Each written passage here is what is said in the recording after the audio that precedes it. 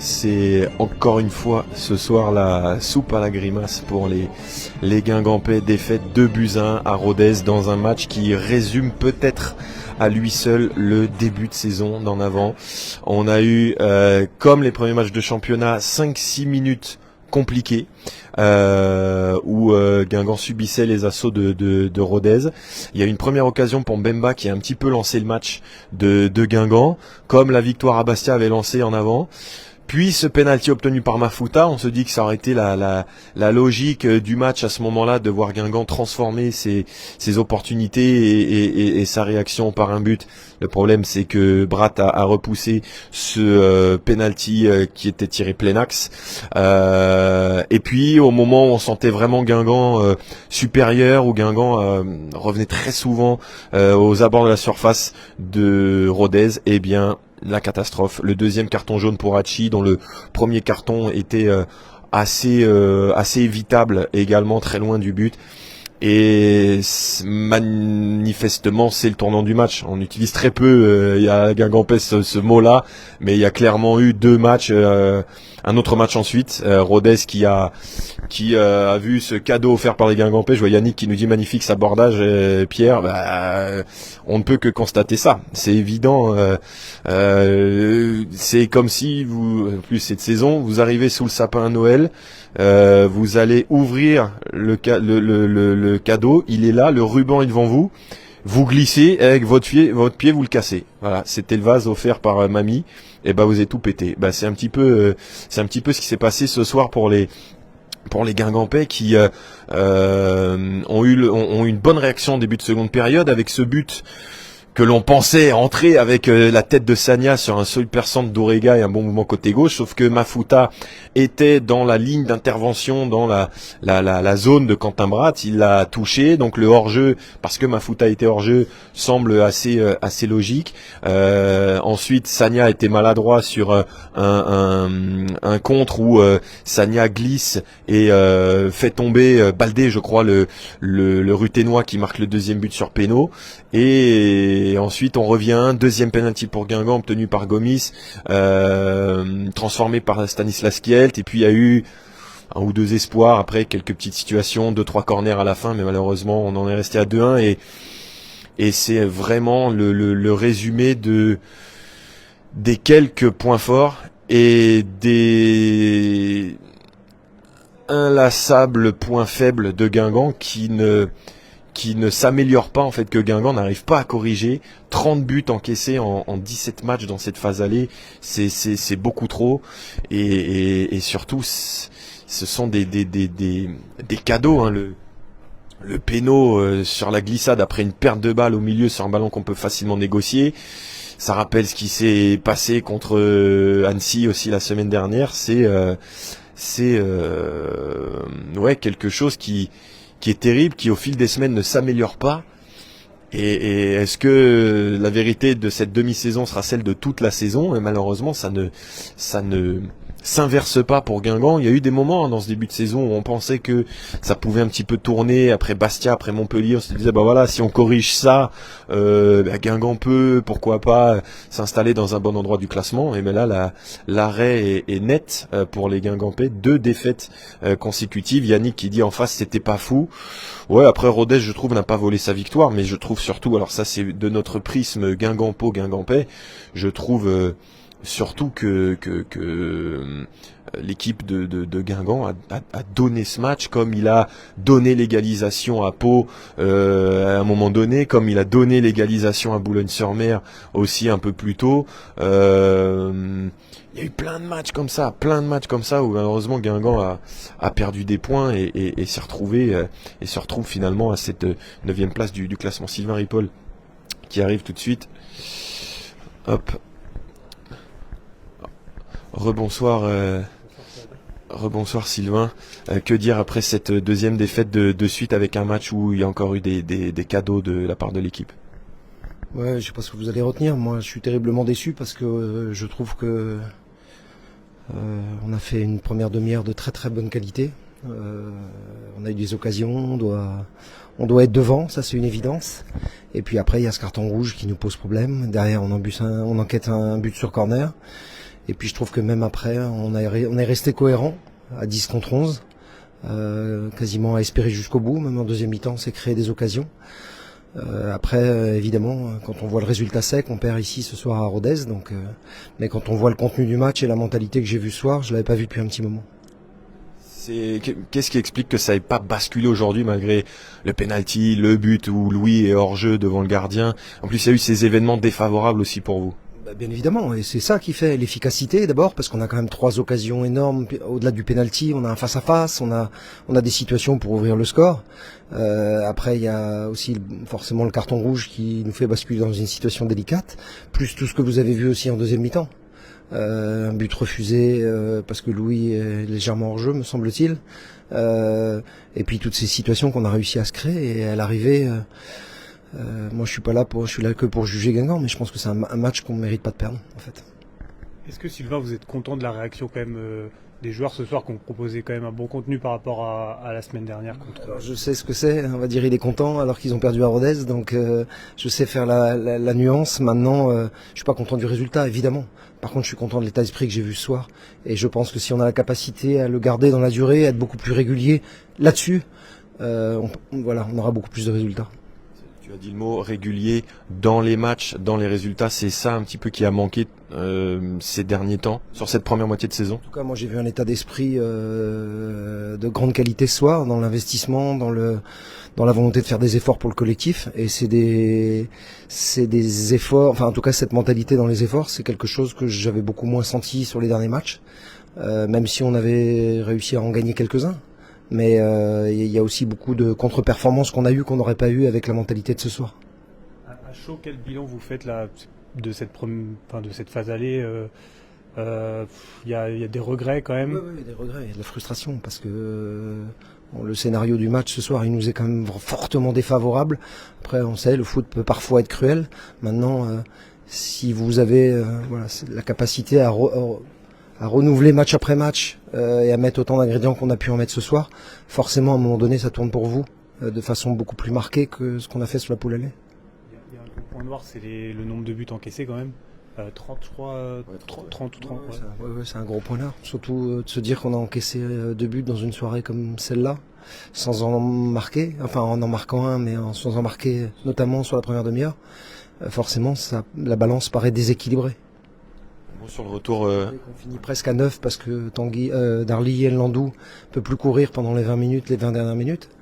Donc voilà, c'est tout un tas d'événements ce soir qui nous ont été contraires. Bon.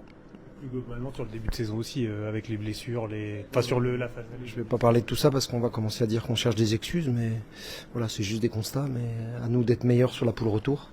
D'être plus consistants et surtout de mettre les ingrédients comme j'ai pu les voir ce soir. Jérémy est sorti blessé, en plus du rouge, en tout cas il est sorti avec une douleur à la cheville, semble-t-il. Ouais, c'est sur le contact entre deux là. C'est vrai que le rouge me paraît aussi très sévère, même si il l'apprendra pour sa jeune carrière pour la suite. Quand on est averti, il faut faire très attention. Mais je pense qu'il est un petit peu blessé effectivement. J'ai pas eu le temps de faire le bilan avec le. Un petit mot sur le retour d'Adrian Ortola. Il a fait un bon match. Il a fait un bon match sérieux. Il a fait un bon match, pas de problème. Merci. Sylvain Ripoll pour cette première réaction ce soir. Merci beaucoup. Tiens, Antoine, si tu veux récupérer le boîtier. Bon, je leur donnerai le boîtier. D'ailleurs, je les remercie si la connexion a super bien marché ce soir. Si tu veux le boîtier, il est toujours à ma place, tu veux le débrancher et tout. Le boîtier 5G. Vu que tu vas passer à côté. On te le ramènera, t'inquiète. Voilà, le boîtier qui nous a permis de faire une retransmission du feu de Dieu ce soir, malheureusement. Compliqué. Alors, qui dit Tony, il n'y avait pas péno sur lequel moi tous les pénaltys m'ont semblé justifiés, hein. Les 3. Bon, c'est moi sur l'arbitrage aujourd'hui, je vois pas. Alors il y a eu de grandes décisions et des lourdes décisions, mais j'ai pas vu Encore une fois, j'ai pas revu les images comme je vous disais tout à l'heure, hein. Pas toutes en tout cas. Moi, sur le but de Mafuta, enfin le but de Sagna refusé pour une position de hors-jeu de Mafuta qui était devant Brat et qui donc obstruait sa vision et sa zone d'intervention. Ça me paraît alors malheureux, mais avec quand même c'est compréhensible. Mais après sur les pénaux, j'ai pas trop trouvé de problème là-dessus. Ouais, l'état d'esprit qui était, Sylvain Ripoll en parlait, qui était meilleur que la semaine dernière. Certains diront, et ils auront raison, que c'était pas compliqué. Oui, sur ce point-là, il y a eu une réaction. Mais ce sur quoi on a pesté tout au long du match et sur le début du débrief, c'est le problème de ne pas avoir su faire fructifier ses temps forts et offrir ces situations là. Oui, Tony, oui, il tombe sur le joueur, mais s'il tombe sur le joueur lancé qui allait frapper, pour moi c'est péno. Enfin, peut-être pas la même lecture, je sais pas ce que les autres disent, mais bon, bon, en tout cas vitesse réelle, et je crois qu'on l'a revu après celui-là au ralenti. Ouais, je pensais que c'était plus un tacle mal maîtrisé de Sagna, mais en fait c'est plus qu'il glisse en fait. Donc voilà. Toi, nous qui dit qu'est-ce qu'il nous faut comme recrue à part un meneur de jeu, je sais pas, c'est assez compliqué hein, pour signifier ça pour les Guingampais. C'est sûr que avec et la blessure d'Emia sur la durée, il y a un manque à combler pour les Guingampais là-dessus. Oui, après c'est retrouver un esprit de corps, un esprit de solidarité pour les Guingampais. C'est quelque chose à trouver. Après, ouais, défensivement, déjà il faut avoir de moins en moins de blessés, parce que est-ce que la première moitié de saison a été la même avec Nahir, Gomis tout le temps, on ne sait pas, mais c'est vrai que il y aura des choses à mieux faire pour l'équipe d'en avant. Je voyais un commentaire là-dessus. Pierre, penses-tu que la phase retour sera bonne? Cette première phase de saison est certainement la plus mauvaise période de Guingamp en Ligue 2. Non, c'est pas du tout la plus mauvaise période de Guingamp en Ligue 2. Souvenez-vous de 19-20, souvenez-vous de 20-21 où jusqu'au dernier mois de compétition on est barragiste pour jouer le national. Donc non, mais par contre c'est vrai que par rapport à la première saison de Ripoll et aux espoirs qu'on pouvait espérer sur cette deuxième saison de Ripoll, on voit pas de progression par rapport à l'année dernière et on ne voit pas comment Guingamp peut surfer sur cette vague avec le mercato que l'on connaît, les départs qui n'étaient pas programmés. On a traîné ça comme un boulet très longtemps, c'est début de saison. Et ce que j'écoute en même temps ce qui se passe. Et là, je vois David, ça manque clairement de caractère, le joueur et le coach. Bon, mais c'est vrai que dans l'état d'esprit, contre Annecy, c'était absolument pas suffisant. C'était pas du tout suffisant pour les Guingampais. Là, on a pointé aussi le manque de leadership à certains moments, notamment quand on mène et qu'on se pense à l'abri, etc. On met pas le troisième. On a déjà vu ça contre Boulogne, on a vu ça contre Pau. Et puis boum, dès qu'il y a un grain de sable, dans les têtes, attention, ça tourne peut-être dans le mauvais sens. À 3, c'était pareil aussi à un moment. Donc oui, il y a un manque de caractère parfois. Cette équipe est trop sur courant alternatif dans ses matchs et donc dans la saison. Il y a des moments où Bastia, Montpellier, on s'est dit tiens, on gagne à Saint-Étienne aussi, on se dit c'est pas mal, etc. Mais c'est trop irrégulier partout, c'est trop friable, c'est trop fragile. Et puis il y a pas mal de joueurs qui peuvent faire mieux. On aura sur les postes de latéraux, sur les ailiers, etc. Voilà, on se cherche encore. Et voilà. En retour, merci. C'est un chantier à ciel ouvert depuis un petit moment pour les Guingampais.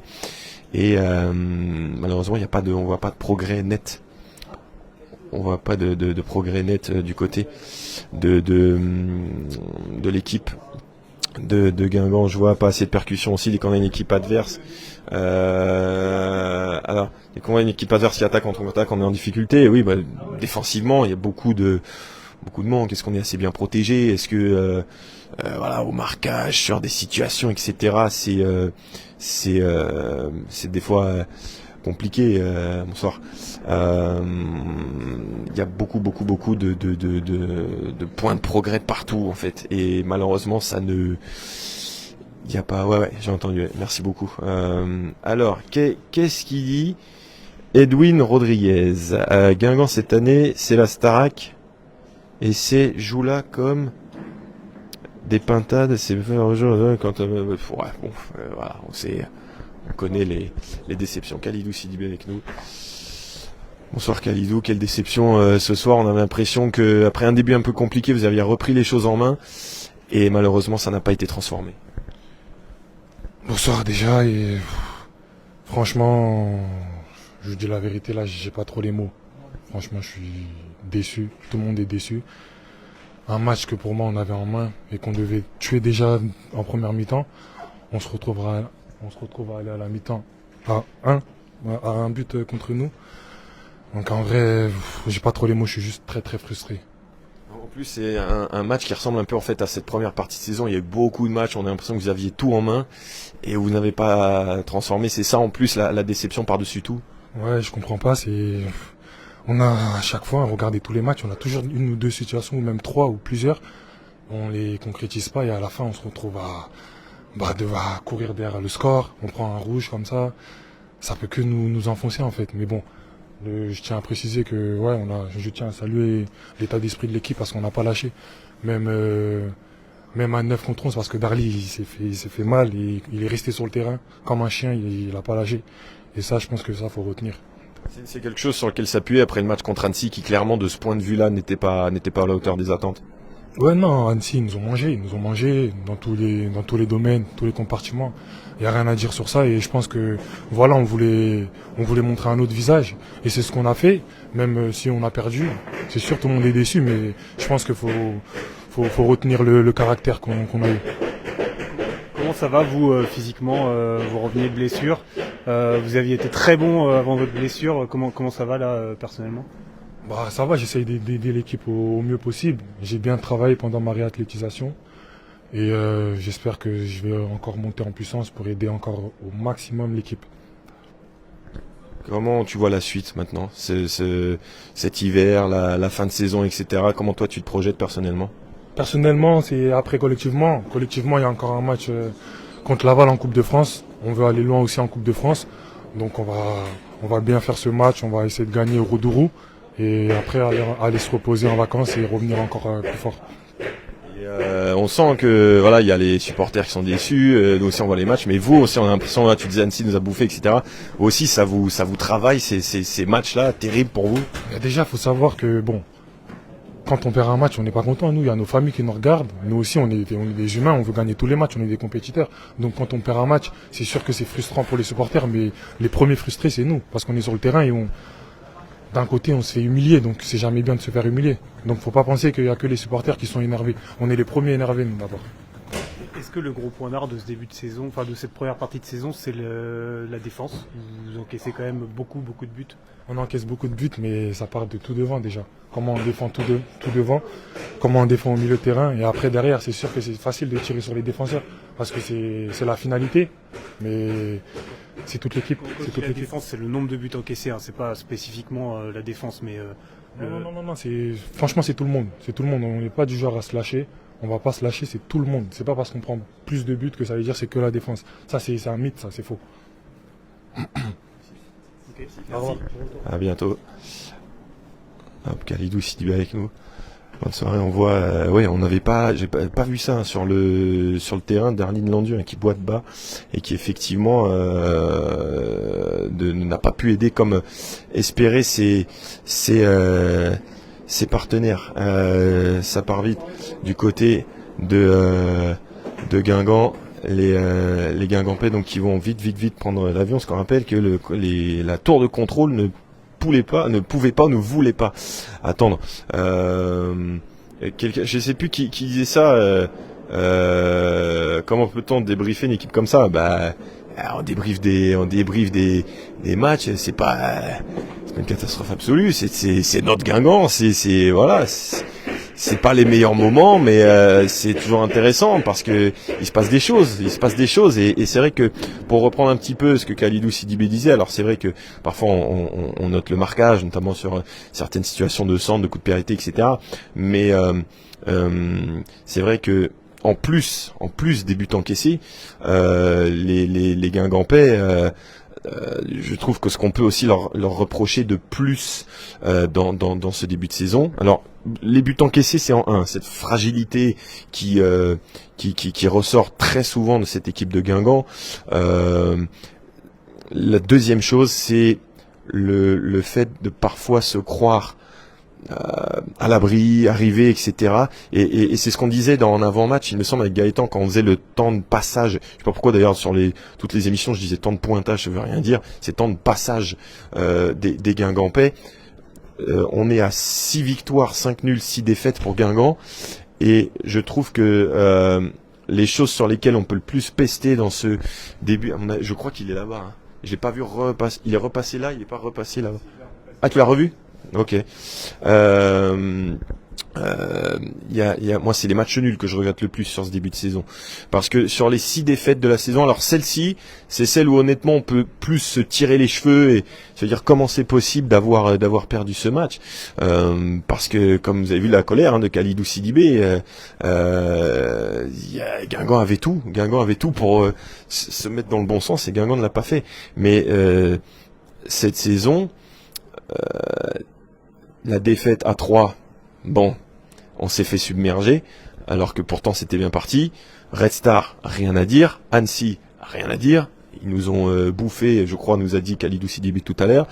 Qu'est-ce qu'il y a eu encore comme défaite? Reims, rien à dire. Il s'était quasiment rien passé sur ce match-là. Et j'en oublie une, Clermont, où celle-là, ça pouvait peut-être se transformer en nul à domicile, mais moi c'est surtout les 5 matchs nuls où vous avez Le Mans déjà sur la première journée qui donne un peu le ton de tout dans cette saison, des bons et des moins bons détails de cette équipe, les moins bonnes caractéristiques de cette équipe. On a eu aussi Nancy le 2-2 alors qu'on est en supériorité numérique. Les 2-2 terribles, et ceux-là ce sont les pires, contre Pau et Boulogne-sur-Mer. Et voilà, 2 points par-ci, 2-2-2-2. Ben voilà, ça nous donne qu'on est une équipe au milieu de tableau. Je voyais quelqu'un qui disait ça tout à l'heure. On est au milieu de tableau, donc on est à notre place. Je trouve que c'est pour l'instant quelque chose d'implacable et de logique. Guingamp est à sa place. Alors Pierre, être déçu n'autorise pas certains commentaires minables comme je le lis ici ce soir. Voilà, on est sur Facebook, on connaît Facebook, les réseaux sociaux. C'est un super outil pour être tous connectés les uns les autres, pour faire des directs et suivre Guingamp partout. Mais on sait aussi très bien que parfois, quand certains sont énervés, il y a des fils qui se touchent et ça part dans tous les sens. Mais ça n'empêche pas les gens pertinents de débattre avec nous, de débriefer, etc., et puis rigoler. Tony qui dit ça va, on n'est pas Nice non plus. Voilà, il y a toujours pire.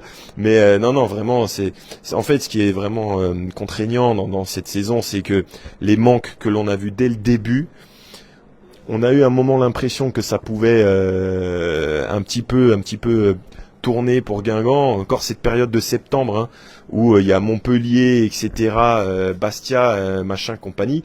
Et en fait, il n'y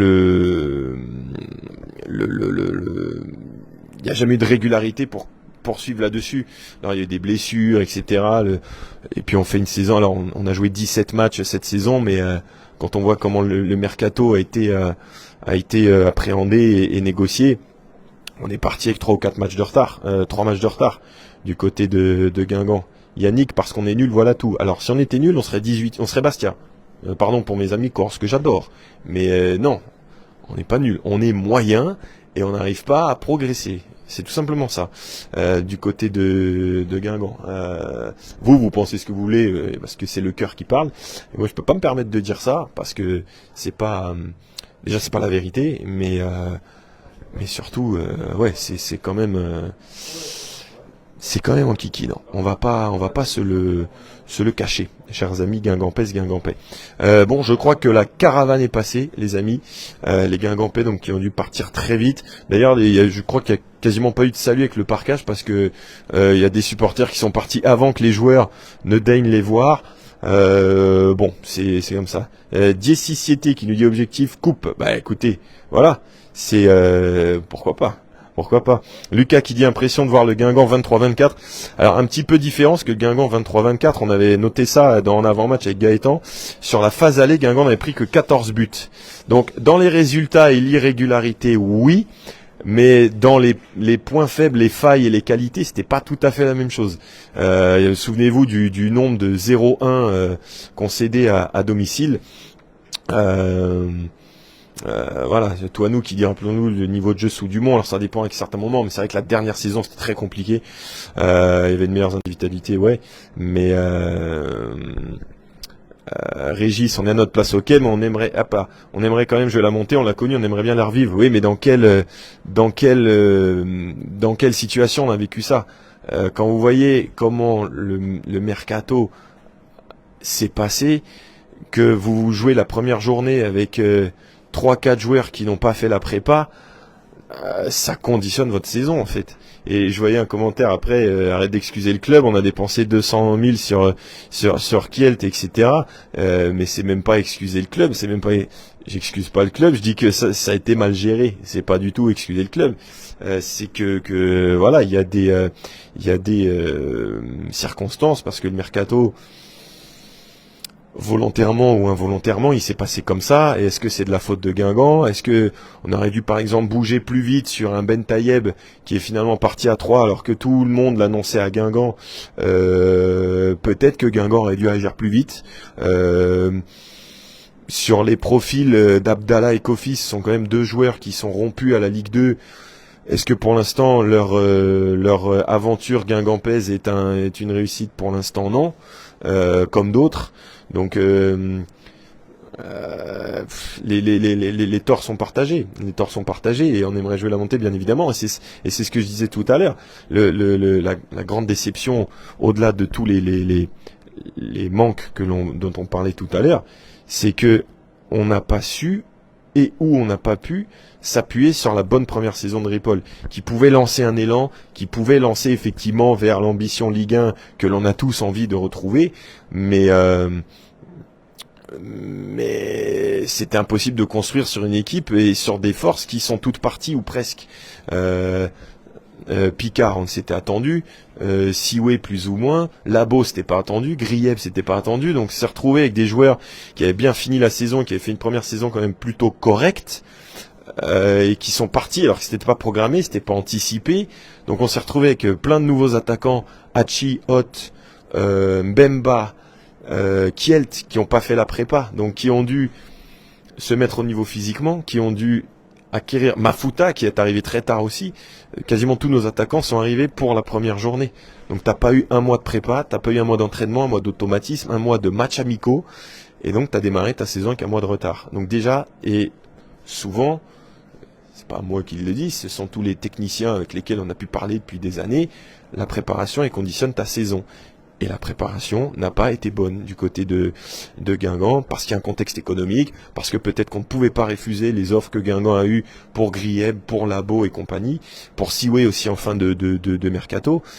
Donc c'est tout ça mis bout à bout, plus la glissade de Nahir qui se pète 3 mois, plus au moment où tu pensais que ça pouvait commencer à tourner, Emia qui se fait les croisés, enfin Ortola qui se blesse au début, non, c'est trop compliqué. Voilà, c'est assez compliqué là-dessus. Alors, on parle de joueurs de nationalité breton. Qu'est-ce que ça veut dire ça? Genre de nationalité breton. Drogba, Malouda, Diallo, Kwasi, Samassa de Collinet d'ailleurs. Ça c'est pas une excuse, c'est même pas une explication d'ailleurs. La Missiway c'est dur en Russie, ouais, peut-être, Mais c'était dur aussi au début de saison pour le Pépère. Mais ouais, voilà, ce sont des mots de tête, les amis. On attend la coupe peut-être pour nous faire frissonner le truc, s'offrir peut-être un 16e de finale si ça se passe bien contre Laval. Est-ce qu'il va y avoir du monde au stade? Bon, on compte sur vous, et Claudio Beauvu, etc. Non mais je comprends. Après, ça peut mériter une enquête, peut-être de se dire. Et moi, je pense que c'est plus un état global Ben non, j'étais pas né pour Jaguin Edwin. Mais après, je comprends le fait que par exemple, certains regrettent les Michel, Carnot, Rouxel, etc. Et Edwin Van Keren était néerlandais. Bruno Rodriguez, il est corse. Donc, ils n'étaient pas de nationalité breton non plus. Mais comme dit l'autre, le football, il a changé. Et aujourd'hui, c'est ce qu'on a connu dans les années 90, notamment avec toute cette génération des Leroux, Michel, Laspal et compagnie.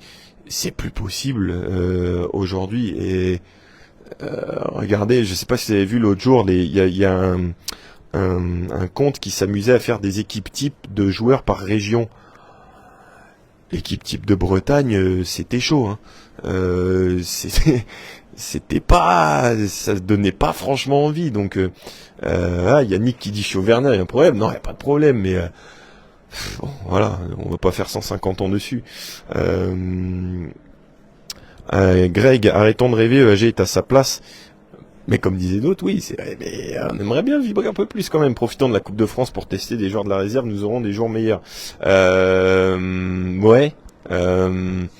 Après, joueurs de la réserve peut-être, mais surtout voilà, peut-être des joueurs effectivement à tester. On pense à un joueur comme Mathieu Mona sur le côté droit. Yannick Barré, je suis pas sûr qu'il était breton, hein, Yannick Barré non plus. Il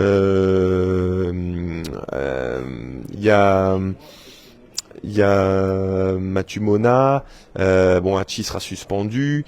Qui est-ce qu'on pourrait voir un petit peu plus aidez-moi, là j'ai un trou total. Est-ce que je veux dire un joueur de Rodez sortir un petit peu en boitant. Qu'est-ce que vous avez envie de voir d'ailleurs sur le match de coupe? On peut y aller là. Nandu, c'est compliqué visiblement. Hachi aussi. Eric Lefloc, pourquoi attendre aussi longtemps pour prendre un joker médical quand ton meneur de jeu se blesse? Ouais. Ça après, est-ce que le joueur qu'on veut est dispo aussi? On parle souvent de Demoncy. Voilà. Alors Olivier qui dit il manque un milieu comme Mathis ou Diallo, Desguerriers. C'est vrai qu'on a ciblé le manque de caractère parfois. On en a déjà parlé dans ce débrief. Manque de caractère parfois un petit peu. Voilà, de Niac, un mec qui hurle. Un peu comme la réaction de Sidibé tout à l'heure. Tu vois, ça montrez-le nous sur le terrain. Et après en Ligue 2, on sait que ça peut aller très vite, hein, dans un sens comme dans l'autre. Donc attention, il ne faut pas que ces deux défaites-là soient suivies d'autres défaites, parce que là, pour le coup, ça peut être compliqué. Régis, peut-être Rudy, on verra. Alors là, Edwin, on se rejoint sur le mot identité. Effectivement, voilà, des joueurs qui viennent peut-être plus haranguer le public, qui vivent pour le club. Là-dessus, on est d'accord. Un joueur comme Sohaib Nahir, c'est un joueur qui est dans le je trouve dans l'esprit du club, qui est allé déjà au local du Cop Rouge, etc. Mais c'est vrai que il n'y a peut-être plus autant de proximité. C'est là où on peut effectivement voir nos deux avis se rejoindre. Voilà, on a besoin de... Ouais, c'est vrai que les joueurs l'année dernière sur lesquels on pouvait peut-être le plus s'identifier, et le public aussi, c'était Siwe, c'était Picard. Voilà, aujourd'hui, on manque peut-être effectivement un petit peu de joueurs comme ça. Donc, ouais, là-dessus, oui. Mais du coup, Edwin, on est d'accord. Mais moi, je vois pas pourquoi ça serait à des Bretons de le faire. Picard, il est vendéen, et Siwe, il vient de banlieue parisienne. Mais là-dessus, ouais, c'est vrai. Je crois que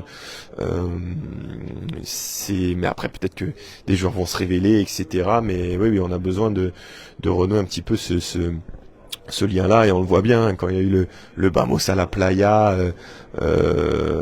du côté du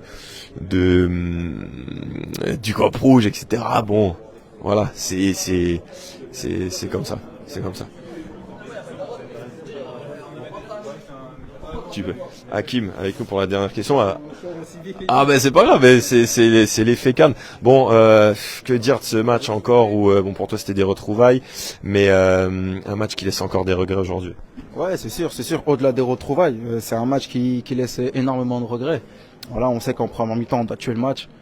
On loupe en penalty, on loupe en face à face, et derrière, on n'est plus nu cash. C'est vrai que ça nous fait très mal. Bon, on est à mi-parcours. Comment on juge cette première partie de saison, ce classement là au milieu, avec surtout plein de matchs où on a l'impression que ça pouvait basculer pour vous et finalement non. Ouais, ben le juger, c'est un peu compliqué. Voilà, on va dire qu'on est à la place qu'on mérite d'être. Voilà, c'est vrai que on peut pas faire des très bons matchs, après faire des matchs mauvais, revenir. C'est pas possible. Il faut qu'on trouve cette régularité, mais j'ai aucun doute là-dessus. Je sais qu'on va vite faire le nécessaire pour. Comment toi tu juges individuellement ta première partie de saison? Moi, ma première partie de saison, individuellement, je la juge un peu à l'image de l'équipe. C'est vrai que par moments j'ai fait des bons matchs, par moments j'ai été aussi mauvais, mais voilà, plus à l'image de l'équipe.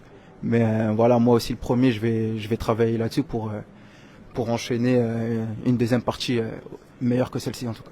Ouais, on a senti, on en parlait un petit peu dans le débrief avec tout le monde, c'est que voilà, vous êtes arrivé très tard en fait et ça a été dur on a l'impression de rattraper ce retard pour avoir tous les automatismes au bon moment. Oui, dur, oui et non. Après voilà, on fait du football, on se doit de s'adapter vite. On s'est vite adapté. Et après c'est vrai que voilà, on n'a pas encore cette réussite, mais faut pas qu'on baisse les bras, qu'on reste concentré sur ce qu'on a à faire. Et j'ai aucun doute pour la deuxième partie de saison. Un dernier mot sur la CAN, raconte-nous, c'est quoi ton programme ces prochains jours? Tout simplement, là demain matin, je pars pour rejoindre la sélection. On a un stage là jusqu'au 16. Et après le 17, on s'envole pour le Maroc. Quel peut être l'objectif un petit peu des Comores? Parce qu'on avait vu la première participation avec le coup franc de ce fou de Youssouf, le match sans gardien et ce premier tour franchi. Quel peut être l'objectif là maintenant pour cette deuxième CAN? L'objectif il est clair. Voilà, on se prend pas pour d'autres personnes. On reste nous-mêmes, on reste humble. On sait que la CAN au Cameroun, on est parti jusqu'en 8e, donc on va viser les 8e. Et puis après, si on peut faire plus, c'est que du bonus pour nous. Un match d'ouverture au Maroc contre le Maroc, ça c'est incroyable. Oui, bien sûr, c'est incroyable. Ça va être un très bon match. Et en tout cas, j'ai hâte d'y être. Bonne CAN. On se revoit après. Merci beaucoup, Hakim Abdallah, voilà, qui est revenu sur son début de saison, voilà, à l'image de l'équipe aussi. Et à un moment, on se disait c'est pas mal. Et puis effectivement, ça a été un petit peu plus compliqué sur d'autres matchs. Et donc les Comores qui sont avec le Maroc. J'ai oublié les autres équipes. Par contre, le match d'ouverture, je le sais. Mais bon, bref, voilà, un Guingampé à la CAN, c'est arrivé pour une Changama il y a pas longtemps, et sur la dernière CAN 2024, il y avait Baba Carnias aussi, qui était parti en sélection. Je suis un petit peu discret parce qu'il y a des Ruténois à l'antenne. Excuse-moi, est-ce que je peux te demander, on est en direct, est-ce que tu as toujours ton ardoise? Est-ce que tu peux me la montrer? Parce que je vous l'ai promis pendant tout le direct, on va voir un petit peu à quoi ça ressemble, cette ardoise. Un peu esquintée. Ah mais après là, mais regardez, c'est incroyable ça. C'est ça, avec de la pâte à fixe en fait, tout simplement, où je mets les joueurs. Et du coup, je peux faire les changements aussi avec le banc derrière. Et ça me permet de changer très rapidement les joueurs et même de changer de côté à la mi-temps de manière très simple, quoi. Voilà. Et comment tu fais pour attends, on te dit bonjour. Comment tu fais pour les stats? Où est-ce que tu les trouves du coup? Alors moi je les mets juste sur mon téléphone portable en fait à côté de moi et elles sont toutes notées là, mais je pourrais l'écrire avec un crayon exprès quoi dessus aussi, hein, tout aussi bien, donc tout ça pourrait rentrer là-dedans. On voit bien qu'il manque un gars. Du côté de Guingamp, ça veut bien dire qu'on a eu un carton rouge. Voilà. Bon, merci infiniment d'avoir montré cette petite technique de l'ardoise. Voilà, on termine un peu avec quelques sourires. Bon, c'est le fabuleux monde de la Ligue 2, les abonnés. On va se quitter là-dessus. Rappelons que c'était pas notre dernier rendez-vous de l'année civile 2025. On se donne rendez-vous vendredi du côté de Roudourou avec donc Guingamp-Laval, 16e de finale de Coupe de France pour aller vibrer un peu et peut-être s'offrir un encore plus grand match. On n'aura pas le père Mamadou Samassa au stade de Roudourou la semaine prochaine puisqu'il est avec le Mali à la CAN. Allez, on se donne rendez-vous donc vendredi, match, je me concentre, 20h45, donc prise d'antenne, 19h 50. Et puis voilà, pour en avant-match bord terrain ou en espace Trégor, où c'est vrai que c'était super, avec pour les nostalgiques de l'époque Jaguin et compagnie, ne ratez pas en avant-match la semaine prochaine, et notamment un contenu qui arrivera durant les vacances de Noël. Ça va vous raviver de très très bons souvenirs. J'en dis pas plus, je vais pas spoiler. On ferait quelques petites pastilles bien évidemment tout au long de la semaine. Et puis on se dit à bientôt. Moi je vais rentrer de mon périple demain, j'espère. On passe par Strasbourg, Rodez Strasbourg en avion et Strasbourg Paris en train. Ça va être super. Et bon, il y a mes collègues Ouest France et Presse écrite, c'est encore pire, hein, avec le train, je sais pas combien d'heures de train. Mais bon, c'est comme on le disait, le fabuleux monde de la Ligue 2. Salut les amis, merci en tout cas à toutes et à tous d'avoir été là, avoir des avis différents, c'est toujours passionnant de discuter avec vous. Et puis on espère surtout le refaire par des temps de victoire. Ça sera mieux. Guingampais, à bientôt. Merci de nous suivre et puis à très bientôt. Ciao, bonne soirée.